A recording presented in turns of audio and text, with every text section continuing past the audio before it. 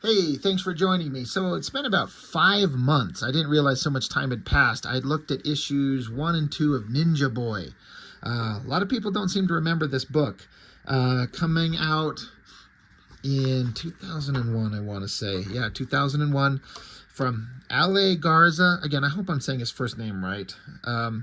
With inks by Dan Norton, no relation. This was a book that just kind of came out of nowhere.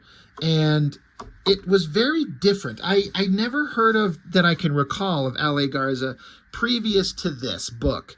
And if I had seen his stuff somewhere, I don't know. When I think of him, all I know is this series. He must have done some other stuff, because he joined Wildstorm under Jim Lee's, Jim Lee's studio. Did he draw some other books previous to this? Again, he must have. And then, like a lot of the creators in the studios for the Image guys, they gave a lot of guys their own chance to make their own book and kind of have it be their thing. And out of the blue comes this Ale Garza and NINJA BOY. And it kind of has has a very strong, like, anime vibe. It feels like a guy who loves to, watch the, Japanese anime, ninja action things, and crafted his own story. And I liked it when it came out, but revisiting it, man, does Ale Garza know how to draw. He's so good. I'm just kind of shocked that I don't remember seeing his work before, or honestly since. I have gone and looked him up and follow him. I think it's on Facebook. He's still drawing, and he's still really, really good. Like, he hasn't lost a step. I don't know what kind of books he's done, again, previous to this or after. Yes, I could have done a Google search. I chose not to, because I wanted to get on the video, because I wanted to talk about this book. But this guy's skill level was, like, in my opinion, like, leagues above a lot of the other guys drawing that were kind of more hyped up. I don't know if it's because of the cartoony anime style. Maybe people weren't paying attention to it. Do you think they would? Because at the same time, like, you got Joe Madureira out there doing his Battle Chasers, and you got J. Scott Campbell doing Danger Girl, which is not your traditional, like, muscly superhero comic thing. It's got a cartoony, fun, lighthearted vibe to it. Humberto Ramos doing Crimson. And then Ale Garza, like, he's just as good as any of them, in my opinion. When you see the kind of stuff that he's able to do, he puts his heart and soul into all of this stuff. And like I said, I looked at issues 1 and 2, and I was going to look at each issue individually, but, there's not much interest, it doesn't seem. So I decided after 5 months, it's time to just look at another issue. But we're just going to flip through them all. And the end of the story is kind of interesting. We'll get to there. We'll see how it goes. But like I said, I've already done issue 1. It's kind of like your basic superhero setup, where it's ninja action, and we are introduced to a grandfather. Like, this whole opening scene is just like the protagonist of the story, this kind of younger kid. He's just fantasizing about being a badass slaying monsters. But you find out he wakes up, and he's got some brothers, kind of the big, thick, fatter one, and then the slender, muscular guy, and the grandfather. So you got the wise old, like, Yoda, and the 2 badass ninja brothers, and then the young brother, who's smaller, weaker, not quite as powerful and majestic as his big, strong, badass brothers, but they kind of entertain the little brother's presence. They, you get the point. But as the story goes along, the father's trying to prepare their sons for important things. He gives them a test, throwing a thing out into the forest and saying the first one to bring this device back wins the contest. So the brothers kind of have to fight each other. And the little kid, the younger kid, Nakio, he's pretty good. But just compared to his badass older brothers, he's just not on their level. They just take him down super quick. The grandfather then says, all right, I need to trust you for a special mission. I need you to go into town. I need you to look into this thing, which he does.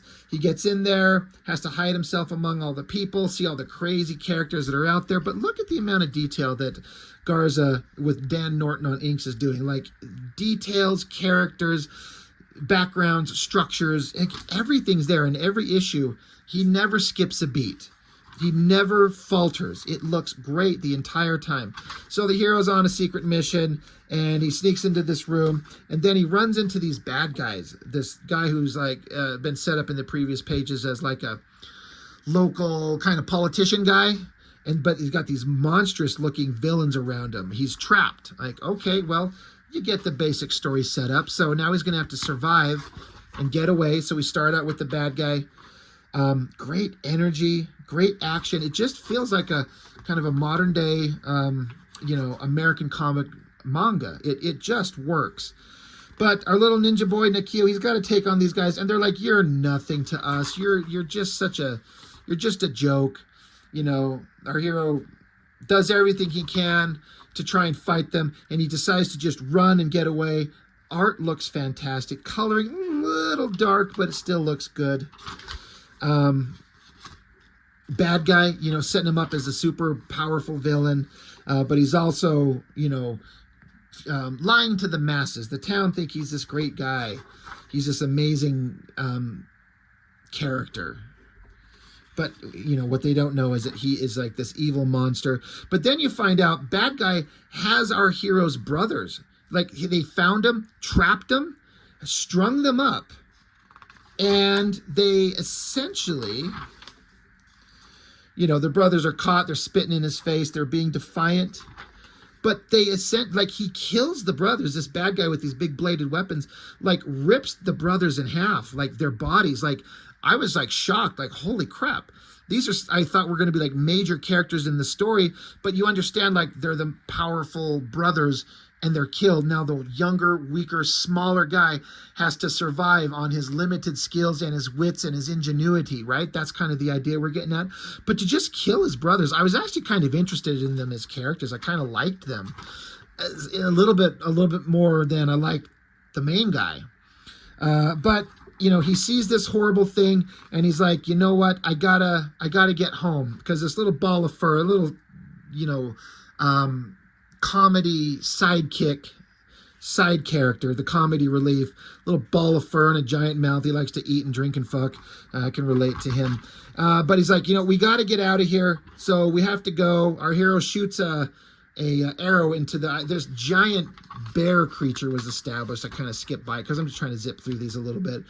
But he shoots an arrow into the eye of this giant bear creature. It freaks out. But the kid, he's running home. He has to get to his wise, powerful grandfather and tell him, holy shit, this horrible stuff has happened. Look at these beautiful, lush backgrounds. This grassy field, water, the coloring with the sunlight casting through it. Trees, mountains, sliding down a mountain face with more distant rivers. Like, it's so... like, it gets you into the scene. You understand the setting and you feel like you're there as much as you can with the comic book. Like, the art puts you there. Like, he's so damn good. But he gets all the way home, jumping through this dark forest, and he finds the home of his grandfather, well, where they live. All of them live, burning to the ground. There's some gross creature up here in the shadows. Obviously the one who burned it down. So that's where we ended off. I did issues 1 and 2. Did a quick run through of them there. So we start out back, the kid, he's like searching for his grandfather, falls for a trap. There's a line in the ground that captures him, zips him up by his feet, but it's his grandfather. He's like, to get the kid out of harm's way. So they're like, well, what the hell are we going to do? Grandfather's like, well, we got to make our plans. He's saying, I will rebuild camp while you were gone. Training must continue. You still have much to learn. The kid's like, well, what if I'm not ready? So again, you get the basic kind of hero's journey story. Brothers are dead. Monster bad guys are out there. We've lost everything. This is the moment, kind of like when Luke Skywalker comes back and finds his home burning and his aunt and uncle who raised him, just burned, charred corpses. Like, all right, we got to move forward. I may not be ready, but it doesn't matter. But he says, what if I'm not ready? And the little old man says, then we will die. Now go. I actually like that as a story point where he's just saying, all right, if you're not ready, then we're going to die. So, it's like Yoda, do or do not. There is no try. There's like left or right, up or down, regular or crunchy. There's only 2 directions. We're either going to succeed or we're going to die. So I guess we'll do our best. So You know, the kid takes off and grandfather kind of sinks into the grass. I wonder if they're trying to imply that he's dying. He's just trying to give the kid some, you know, reason to move on, but not tell him that he's going to die. So now we're just back with the kid and the little furball. I forget what his name is. There's a name for him. He's kind of funny and also kind of obnoxious. But, you know, he's comedy relief. He always likes to drink. So they're going along. Again, another great landscape shot with the mountains and the trees. Looks like a deep valley. It looks like it's vast and goes on forever. And the coloring with that sunlight in the background. I should shout out the coloring. Guy Major, whoever that is, I feel like he did a fantastic job. Great landscapes. So our heroes, now of course we're going to have the heroes traveling the land, having weird adventures, trying to survive. They have to learn. They're going to have to struggle, adapt, and, you know, before we reach the ultimate climax of the story. So that's what they do. They're going along. They run into different people. I'm not going to spend too much time on the story. I'm going to stop every time there's great art. But L.A. Garza can draw cartoony. He can draw powerful. He can draw backgrounds, heavy shadows. Like, again, this guy must have been young at the time, but holy shit, was he good. Just, he doesn't get credit for the skill level that he had. And again, if you know more about him and where he came from, what has he done? Holy shit, is he good. I'm just like shocked at the drawing ability here. They go in to meet this giant bug god. It's like a giant mantis thing, flames around it. He's asking, where is your grandfather? So this creature knows the hero's grandfather. Great art. And the mantis god says, I felt his presence. I always liked your grandfather. I'm glad I never ate him. So, you know, I see this, and for some reason my dumb brain goes back to that animated movie, The Secret of Nim. Remember when Mrs. Brisby went to see the great owl, and that whole dramatic scene? Like, it's kind of like that. That's what I kind of feel here. And then these creatures are just bringing, like, animals, living things, so this thing can sit here and feast. Like, yeah, he like ate this thing and it's just dropping horse heads, but he's there to get knowledge from the great wise creature. He says, I'm a god boy, an old god, but a god nonetheless. You will go on a quest, you will grow, you will die, same as the rest. Like, that's all of us. He continues eating things. Then the creature, the mantis creature, says, this is what you desire. He's got some kind of like amulet jewel thing. Says, take it to the dragon healer Jurojin. He will give you the strength you need. He says, how will I find him? He's like, you will find him. Your insides are pink, Ninja Boy. You will have to prove yourself to Jurojin. That's kind of a weird phrase. Whenever I hear that, I remember that horrible line from South Park when that character's like, you know what I say about kids? They're all pink on the inside. Really fucked up and hilarious. Anyway, well, he's now sent on his way. I think giant mantis god teleports him away. Now he's back outside.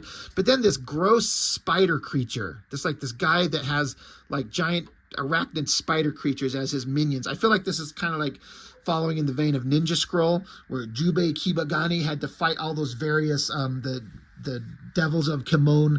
There's the guy with bees in him and the guy that was in the shadows and all that type of stuff. It's kind of the same thing, where these villains show up with crazy monstrous powers and abilities, and we have to survive. So, you know, fighting spiders, really gross, really awesome. So great action scenes all throughout. And little drunk comedy relief guy's not liking it.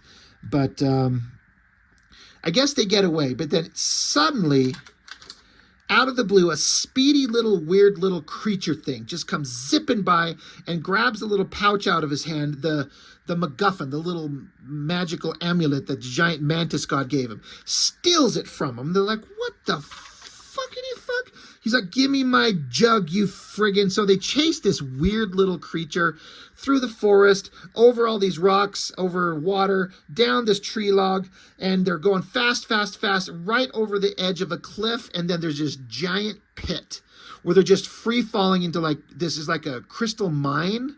Looks like a mine shaft that's been dug down. And the little guy who stole the thing, if you can see right here, Great storytelling. He's got a little parachute. He knew exactly where he was going.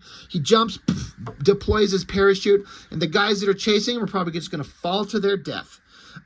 Really clever, great cliffhanger, literally. Except it's not cliffhanger, it's just cliff jumper.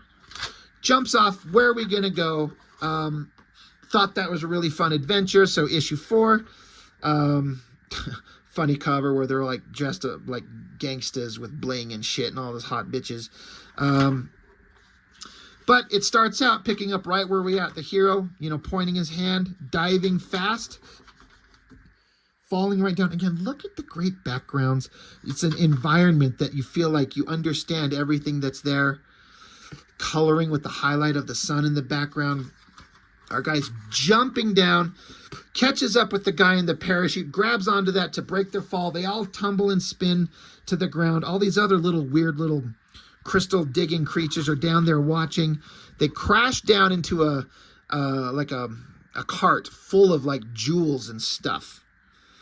And little comic relief guy, he's knocked senseless. He's like, I'm prettiest girl in the world.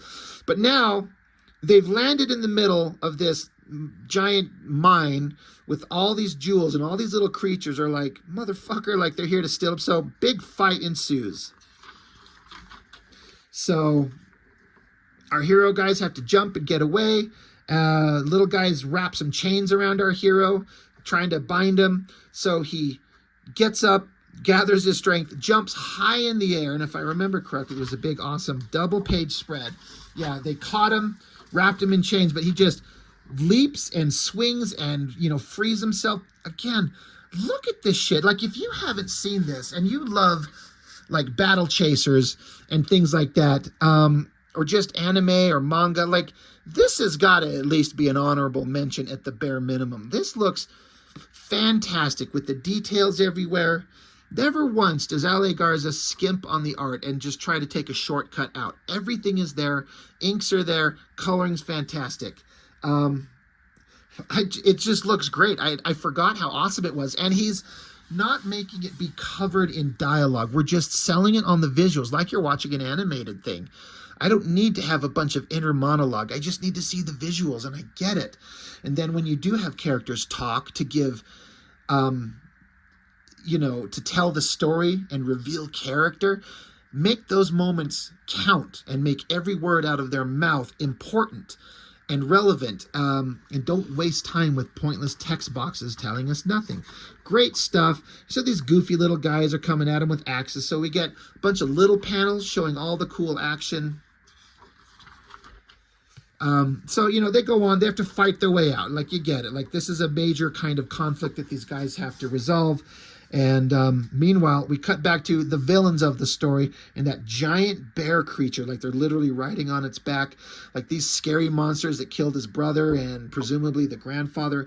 Great, giant, monstrous creature stomping through the forest. The inks on these trees look really fantastic. It's kind of hard to show it, but Dan Norton was doing something really interesting. I don't know if you can see it. I'm going to try and bring it up. But there's like black line work from the ink lines, but there's almost like there's white media going back over the black lines to give it another layer of texture, white over the black. It's really interesting. It looks really neat. But yeah, we still have like the main villains out there that are doing creepy evil villain stuff. Great costume designs on all of them. I'm not sure if that's supposed to be the grandfather they caught. They're going to have a funeral.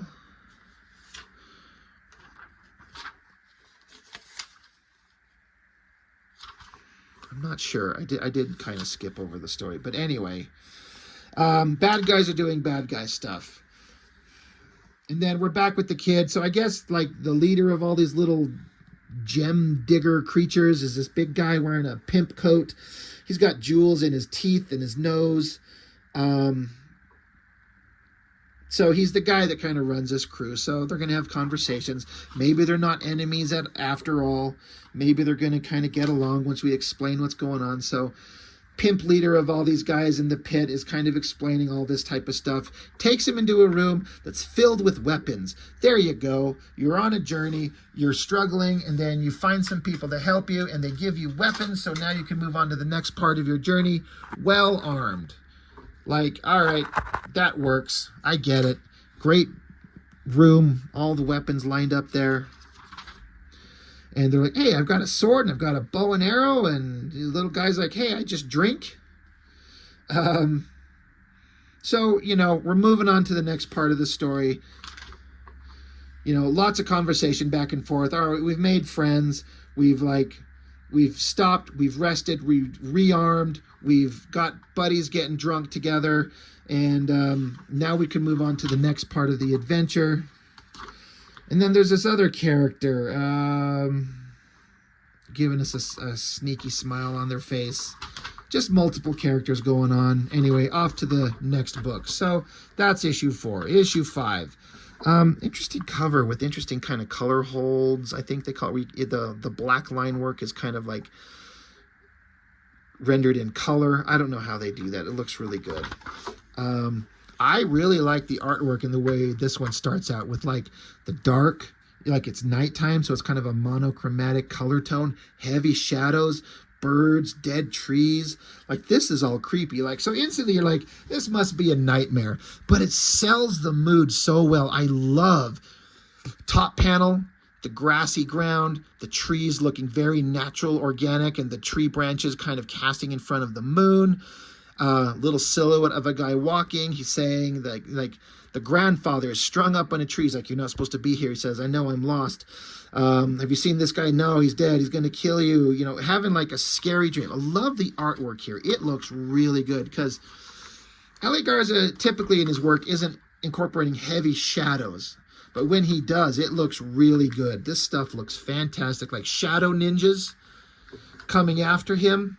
Like his fantasy dreams aren't as glorifying as they were in issue 1, where he's like fighting the monsters and saving the girl and everyone loves him. Now he's like surrounded by death and destruction, and he's not being incredibly successful. This bad guy here with his giant wings, holy shit, that looks cool. Great art. Again, the coloring, selling the whole scene, but in this dream sequence, smacks him around, snaps his neck. So again, you know that this is a dream sequence, because then it starts out bright colors. They're in the forest. It's day. It's fine. They wake up. All right, we got to move on. We got things to do. So they're on their adventure. They keep questing. They keep going. And then they run into some girl and a bunch of, it looks like parrots. Birds coming after him. All right. There's a girl and parrots. That's fine. He draws everything really well. And so they're on an adventure, and they make their way to there's a bunch of apes. They capture them. And they're like, who dares enter the realm of the magnificent Monkey King? Again, look at L.A. Garza taking all these pages to have a big, giant splash page, big, full backgrounds, and just great detail on everything. It looks so dang cool. The realm of the magnificent Monkey King. We cut back to the guys in the jewel pit, the leader, where our heroes were just at, and the giant bear jumps down in there. So it's like the bad guys are chasing him down, and everywhere they go, the bad guys are following. So just destruction is following in the hero's wake. They kill the guy who's the leader of the crystal pit creature things, and the giant bear's just smashing everything. Like, they're just laying waste to everything. This one guy's like, flying tiger typhoon strike. I'm like, what? Okay. What, issue 5 issues in, and they're doing that type of shit, which I think is funny. But it's like getting kind of dark. Like, these bad guys are just slaughtering everything. Just chewing up shit, smiling, so many dead. You know, our Lord will be happy. Like, these bad guys are ruthless. And our poor stupid heroes have no idea what's coming. Now they're fighting the monkeys from the Monkey King. They got weird, like, water on the brain kind of thing. I feel like I've heard of that concept, like little puddles of liquid on their heads. I don't understand, but I've heard of the concept, but I don't know what it is. Weird monkey creatures. All right, we got to fight them. Another great giant double page spread. Monkeys fighting, grabbing our hero. Great backgrounds, like just great spreads. But the monkeys defeat them. They're trapped. The Kindred 2 by Brett Booth and Sal Regla. I don't think that ever come out. I'm fairly certain. Boy, Booth really, I like Brett Booth. Especially now, he's so damn good, but I wasn't the biggest fan of him. I kind of liked him, but he's got some weird proportions here. But honestly, it kind of also reminds me of Michael Turner proportions. But Michael Turner kind of pulled it off. That looks kind of goofy. But yeah, I don't think Kindred 2 ever happened. But then you got the Monkey King, and, you know, another creature to meet up with, another obstacle to have to pass, you know, defeat. And then the girl with the parrots shows up, and there's a giant turtle creature. Again, I didn't like exactly reread these. I just kind of skipped through them. But monkey creature fight battle, you know, just more characters to run into to continue the adventures. But we're back in that crystal jewel cavern where our heroes stopped in, and everything and everyone is slaughtered. They're like literally eating the things. The bad guy in that awesome costume design, he's like, we're finished here. And this evil chick, she's like, but I'm not done yet. He's like, the boy's close. Save room for dessert. And so that's issue 5. I was like, all right, getting dark. Issue 6. Well, now our hero and the girl are riding atop this giant turtle thing through the forest. And so now we got more characters meeting each other. You know, you kind of get the whole gist of it. I'm just going to kind of skip through. God, more great backgrounds and coloring. The colorist definitely likes to put in the giant glowing sun in the background on a lot of these pages. But of course, if L.A. Garza is putting the sun there, you got to color it appropriately. But they're like, hey, bad guys are on their way. He's like, I'm going to hold them off. He thinks that he's ready. And this little twerpy guy who's joined them, who was in that, I think he's the guy who stole the little pouch from them that led them to that crystal cavern thing. He's like, I'm sick of running. I'm here to be with you. And then the little girl, she's like, hey, I didn't just save your life just so you could get killed an hour later. We haven't even kissed yet. So they're like, oh, we're building on a relationship. That's kind of cute. So we're making a stand. Our hero's, you know, getting his weapons ready. And in the distance, there's the stomping of the giant bear creature. It must be, right? Yeah. Coming closer. Our guy's got his bow drawn. And then, boom, there is the giant bear creature. The bad guy's on top of it. And they're like, oh, look, he's cute. They're like, oh, he's going to fight us. Isn't that adorable? So our hero fires an arrow. And the bad guy just catches. Amateurs. So somebody blasted a fiery lightning bolt. I'm not sure who that was. Anyway, bad guys. They're like, all right, let's go kill them all. Let's get them. So, oh yeah, it's the little, this little twerpy guy. This guy, he fired some kind of bolt. Like, where'd you get that thing? He's like, I stole it from the Monkey King. So anyway, these few guys have got to take on these monstrous villain, superpowered bad guys. So a fight ensues, and our heroes kind of do okay for a second. But like this girl, this bad guy girl, she's pissed off. She's fighting the little twerpy guy with the power staff. She's screaming. There's energy blasts everywhere. And little twerpy guy, this bad guy with this basket on his head, he opens up this other basket or this box, and like this evil gassy goo comes out and vaporizes him, like down to the skeleton, dead. You're like, whoa, holy shit. I thought this was going to be part of the crew. Dead. And so, all right, getting a little dangerous. The giant bear's coming along, and the little girl is trying to, the young girl is trying to affect the bear. I'm not quite sure what happens here. What happens or why this dude's up here jumping in the air. I kind of got lost there. I'm not exactly sure what was going on there. But this little guy, the old devil monk is impressed, little one. You remind me of my daughter. I had to kill her too. So he jumps in the air, bunch of flames and fire and power, and he's like, solar dragon strike. So yeah, the new girl who we just met last issue that had the parrots around her, and then they're riding on this turtle, and she says that she wants to kiss the hero. She's like, you can't die yet. We got to have a romantic relationship. So this villain guy, solar dragon strike. I'm like, okay, kind of silly. Another great double page spread. Our hero fighting the main villain here. And back here, the solar dragon strike coming down to where the girl's fighting off the bear. She knocks out the bear somehow, someway, but then she turns and looks, and the solar dragon strike just engulfs her in flames and vaporizes her down to nothing. She's dead. You got the little comedy relief drunken ball of fur. This guy in the giant basket mask, he just bumps into him accidentally, and our little comedy relief guy says, "How do you see in that thing?" And big guy here just stomps him into the ground. Just crushes him. So our hero, Nakio, he comes up, and little drunken comedy relief guy, teeth broken out, eyes crushed in. He's like, "I'm sorry, kid." I'm like, bloody and beaten? Holy shit. So our hero, he's like, "You destroyed my home, killed my brothers, my grandfather, my best friend." So he's doing his best against this, the most powerful of the bad guys. Does a great move where he twists and gets under him and stabs him through the guts a little bit. And he's saying, "I'm going to enjoy watching you beg to die." But bad guy just slaps him away. And, well, they fight.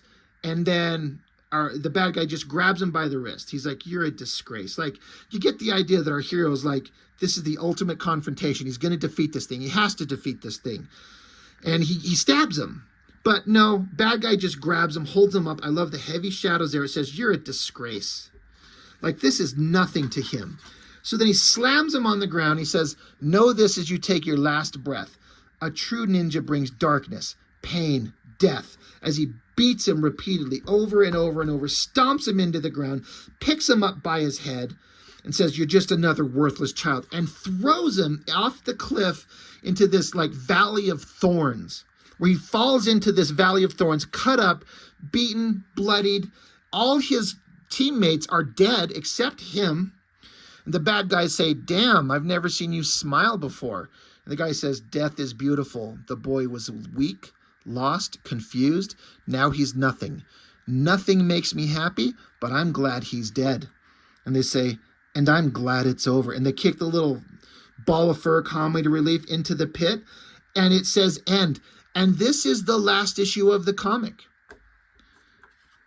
And it literally says back here, it says, "Here's one final round of letters from our fantastic fans." And they're like, "What? The end of Ninja Boy? Sadly, this is our last issue. For now, we hope you've enjoyed Ninja Boy as much as we've enjoyed bringing it to you. Thanks to all our fans and for your letters and words of praise. We couldn't have done it without you. Look for more Ale and Dan's work and future Wildstorm titles." And I don't think so.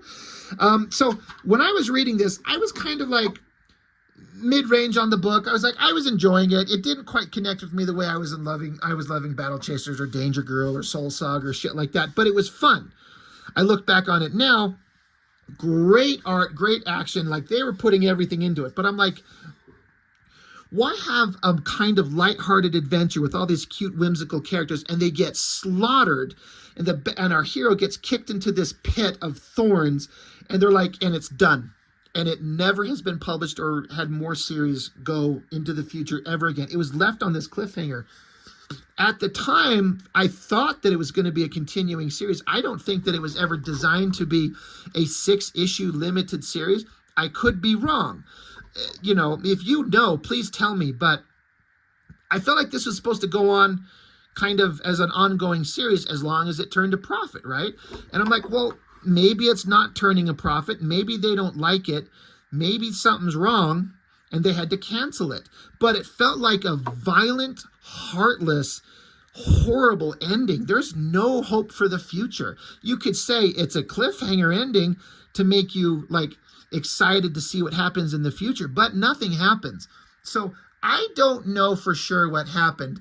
I do have a vague idea, and I don't want to say something that's pure conjecture and suggest something that I don't know is factual, but there is something I know is factual. But whether what I know, what I've heard, what I've read actually contributed to the end of this book happening. Ale Garza at this time was married to a lady, and he put in the letters pages how much he loved her. And round about this time, not too soon after, the boss of the studio, Jim Lee, is married to that woman. who I believe he's married to this day, and they have kids. And I'm pretty sure that's a matter of just fact. Ale Garza was married to this girl, and now Jim Lee is. So if I were a betting man, I'd be like, all right, I'm going to fucking cancel my book and leave. I'm done. Because why would you want to be in that environment when that scenario happened, however it went down? You know, I don't know the intricacies. I don't know. And this, it's, again, pure conjecture on my part as to that. That's why this book ended. But the fact that one person was in a relationship and now another person is, yeah, I'd be gone and I'd be out. So I don't know. I'm not trying to speak for anybody. Crazy shit. But Ale Garza deserves credit for crafting a pretty interesting story. And as far as I'm concerned, he put everything into it. This felt like he had a great opportunity and he was giving his all to make it the best thing he could. And you know, it's not my favorite in terms of story, but the effort is there. It looks great. And again, I've followed Ale Garza. I go and look him up, and he's out there. He's working. I believe he might be married again now. He's not lost a step. His artwork's changed a little bit. The style, I mean, of course, we're talking 20 plus years on, but it's still kind of this cartoony anime type style. But he's really, really good. And I kind of hope he's out there making comics and living his life and having a great time. He's a fantastic artist, and I kind of want to see more from him. So weird kind of little book from Wildstorm. It just comes out of the blue. It's like nothing else they were publishing. Considering all those Wildstorm titles with the Wildcats and Grifter and Backlash and Stormwatch and all that stuff, the Gen 13 and the government conspiracy bad guys, like all of that shit is so boring. This was a breath of fresh air, something different and fun. And I kind of wish it kept going, even if it's not like my favorite thing. It's kind of better than a lot of the other stuff in a lot of ways. So anyway, just a weird thing. And then again, the way it ended, like when I read it, I was like, holy shit, what a dark, violent, weird way to end this book. What the hell happened? And now I kind of wonder if we know what happened. Who knows? Who's to say? Fun stuff. So again, just figured after I'd done issues 1 and 2, and I was like, we'll just blast through them all and get them all out there. Great stuff. I recommend picking them up if you like good action, adventure, anime type art. Fun stuff. So that's all I've got on this one. Thank you for joining me. I really appreciate it. I'll see you next time.